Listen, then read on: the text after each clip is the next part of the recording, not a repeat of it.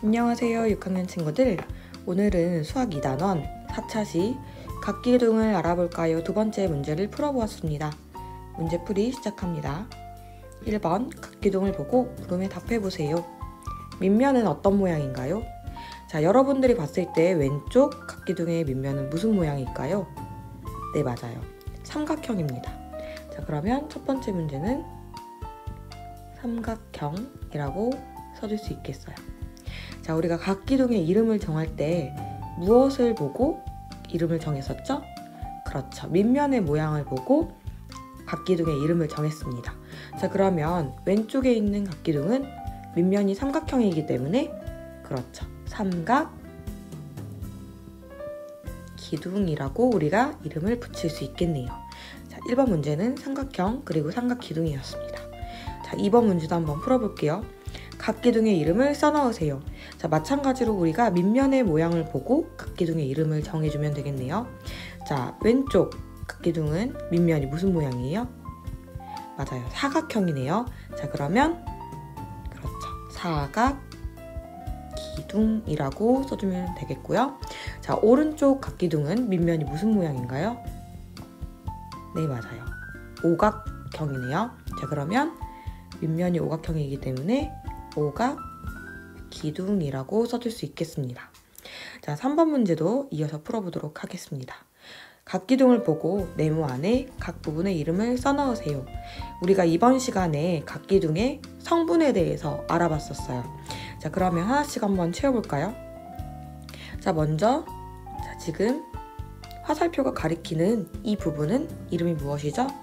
맞아요. 면과 면이 만나고 모서리와 모서리가 만나서 생기는 꼭지점이었습니다. 자, 그러면 꼭지점이라고 써주고요. 자, 다음 이 화살표가 가리키는 이 선분의 이름은 무엇일까요? 그렇죠. 면과 면이 만나서 생기는 모서리라고 할 수 있겠네요. 자, 마지막으로 밑면과 밑면 사이에 수직으로 이은 선분의 길이. 자, 이 부분은 무엇이라고 쓸 수 있을까요? 그렇죠. 각기둥의 높이라고 할 수 있습니다. 자, 그래서 3번은 꼭지점, 모서리, 높이로 이름을 쓸 수 있겠네요. 4번 문제도 이어서 풀어봅시다. 각기둥의 꼭지점 수를 바르게 연결해 보세요. 자, 꼭지점 수네요. 자, 꼭지점 수는 우리가 어떻게 약속을 했었죠? 그렇죠. 자, 밑면에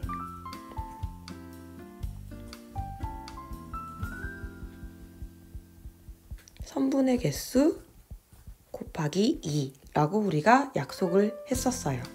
그러니까 결국에 밑면에서 찾을 수 있는 선분 혹은 여기서 점이라고도 할 수 있겠네요. 자, 밑면의 점의 개수 곱하기 2를 하면 됩니다. 자, 그러면 첫 번째 꼭지점부터 한번 찾아볼게요. 자, 먼저 왼쪽 각기둥은 밑면이 무슨 모양이죠?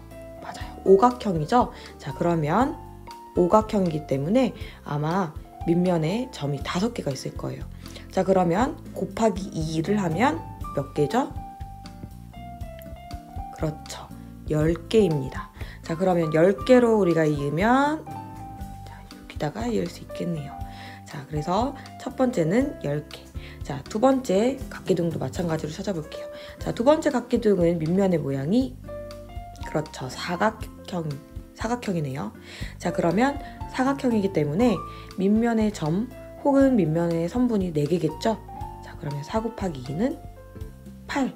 자, 그렇게 8개라는 걸 찾을 수 있었습니다. 자, 마지막 각기둥은 밑면이 삼각형이네요. 자, 그러면 밑면의 점 혹은 선분이 모두 3개이기 때문에 3 곱하기 2는 6이어서 각기둥의 꼭지점이 6개라는 걸 찾을 수 있었습니다. 자, 5번 문제도 이어서 풀어볼게요. 각기둥을 보고 모서리의 수가 12개인 도형에 동그라미 표하세요. 자, 모서리의 수는 우리가 어떻게 약속했었죠? 그렇죠. 자, 밑면에 선분 혹은 점의 개수 곱하기 3으로 우리가 약속을 했었을 거예요. 자, 그러면 자, 모서리의 수가 12개가 되려면 자, 곱하기 3을 했을 때 자, 4가 나와야 12개가 될 수 있겠죠. 자, 그러면 결국에 밑면의 모양이 어떤 모양이어야 할까요? 그렇죠. 사각형이어야겠네요. 자, 그럼 밑면의 모양이 사각형인 각기둥 찾아볼 수 있겠어요? 맞아요. 두 번째 이 각기둥이 밑면의 모양이 사각형이네요. 자, 그러면 우리는 두 번째 동그라미를 할 수 있겠어요. 자, 그러면 물론 우리가 모서리의 개수 12개인 도형을 찾았지만 자, 제일 처음에 삼각기둥은 모서리의 개수가 몇 개라는 걸 알 수 있죠?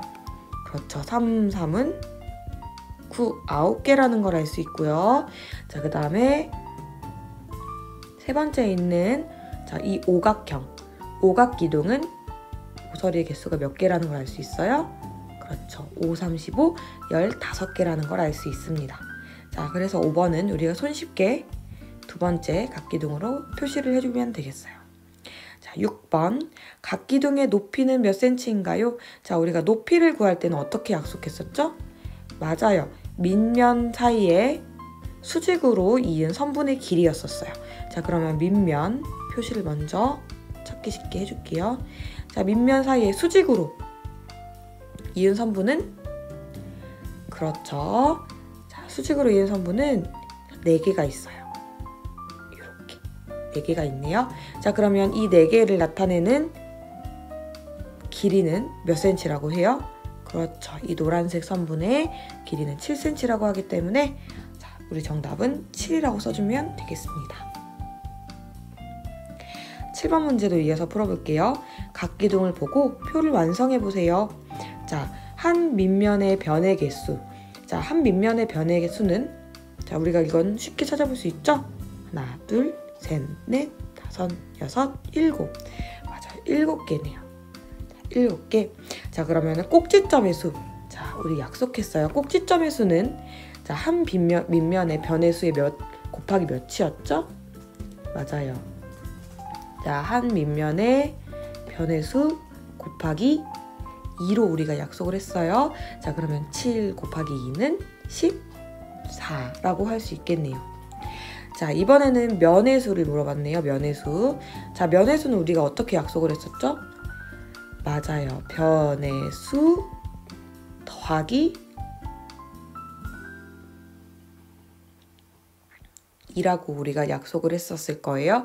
자, 그럼 변의 개수는 7개니까 7 더하기 2는 9라고 할 수 있겠어요. 자, 모서리의 개수는 우리가 어떻게 약속했었죠? 그렇죠. 한 밑면의 변의 수 곱하기 3이라고 약속했었죠? 자, 그럼 7 곱하기 3은 21. 자, 그래서 우리가 표를 완성했을 때 7, 14, 9, 21 순서대로 써주면 됩니다. 자, 8번 각기둥을 보고 면의 수와 꼭지점 수의 합을 구해보세요. 자, 그럼 먼저 이 각기둥의 밑면을 우리가 보고 모양을 보고 자, 면의 수와 꼭지점의 수의 합을 구할 수 있겠네요. 자, 먼저 우리 찾아봐요. 자, 밑면의 모양은 네, 팔각형이네요. 자, 밑면이 팔각형이고요. 자, 그럼 결국에 팔각형은 선분의 개수, 그러니까 변의 개수가 몇 개예요? 그렇죠. 8개죠. 자, 그럼 이 8개를 이용해서 면의 수와 꼭지점 수의 합을 구해보면 될 것 같아요. 자, 면의 수는 어떻게 구하죠? 그렇죠. 자, 변의 개수 더하기 2. 그 다음에 꼭지점의 수는요? 변의 수 곱하기 2였습니다. 자, 그러면 자, 면의 개수는 8 더하기 2니까 그렇죠. 10이 되고요. 꼭지점의 수는요. 8 곱하기 12니까 16. 자, 이걸 마지막으로 더해주면 10 더하기 16으로 구할 수 있겠어요. 자, 그러면 26. 이 정도는 이제 우리 암산 가능하죠? 정답은 26이라고 할 수 있습니다.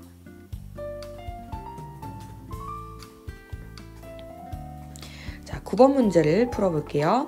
옳은 문장을 찾아서 동그라미 표하세요. 자, 그러면 각각 우리가 읽어보고 옳은 문장을 찾아볼까요? 자, 삼각기둥의 면의 수는 6개입니다.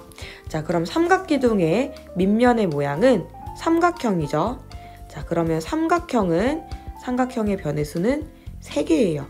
자, 우리 그럼 면의 수 어떻게 찾았었죠? 그렇죠. 변의 수 더하기 2였었죠. 자, 그러면 삼각형은 변의 수가 3개고 더하기 2는 5. 자, 그러면 첫 번째 문장은 틀렸다는 걸 알 수 있겠네요. 자, 옳게 고치면 5개라고 고쳐야겠죠. 자, 두 번째 문장. 사각기둥의 꼭지점 수는 삼각기둥의 꼭지점 수보다 2개 더 많습니다. 자, 그러면 사각기둥의 꼭지점 수는 어떻게 구해요? 그렇죠. 자, 사각기둥의 밑면의 모양은 사각형이기 때문에 자, 밑면의 변의 개수는 4개고요. 꼭지점 수는 우리가 곱하기 변의 수 곱하기 2로 구할 수 있어요. 그러면은 4 곱하기 2는 8. 8개라는 걸 알 수 있겠네요. 자, 그럼 선생님 삼각기둥의 꼭지점 이번에 구해볼게요. 자, 삼각기둥의 꼭지점 한번 구해볼게요. 자, 삼각기둥은 여기다가 자, 밑면의 모양이 삼각형이죠. 자, 그러면 변의 개수가 3개고요.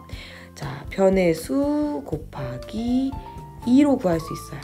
자, 그러면 3 곱하기 2는 6이라고 할 수 있겠네요. 자, 그럼 선생님 일부러 알아보기 편하게 빨간색으로 표시를 했습니다. 자, 사각기둥의 꼭지점 수는 8개, 삼각기둥의 꼭지점 수는 6개. 자, 2개 더 맞은 거 맞나요? 맞네요. 자, 그래서 두 번째는 동그라미 표를 해주면 되겠습니다.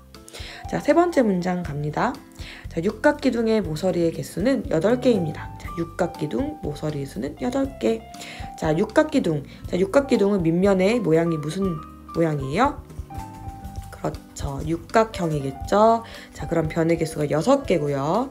자, 모서리의 개수는 그렇죠. 변의 수 곱하기 2라고 우리가 풀 수 있어요.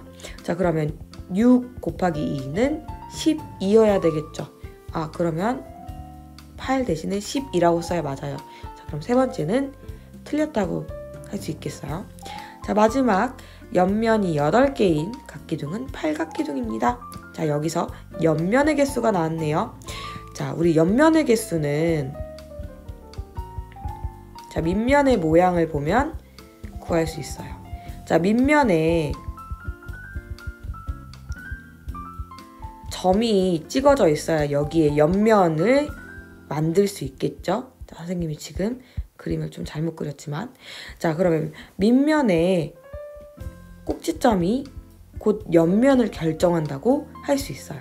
자, 그러면 우리가 외울 때 어떻게 외워야 돼요? 맞아요. 자, 밑면에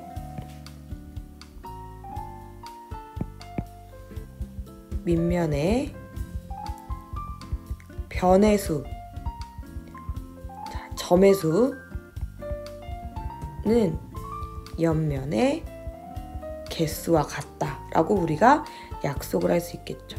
밑면에 점이 찍어져 있어야 자, 이 점을 상대로 선을 이을 수 있고 이 선으로 옆면을 만들 수 있으니까요.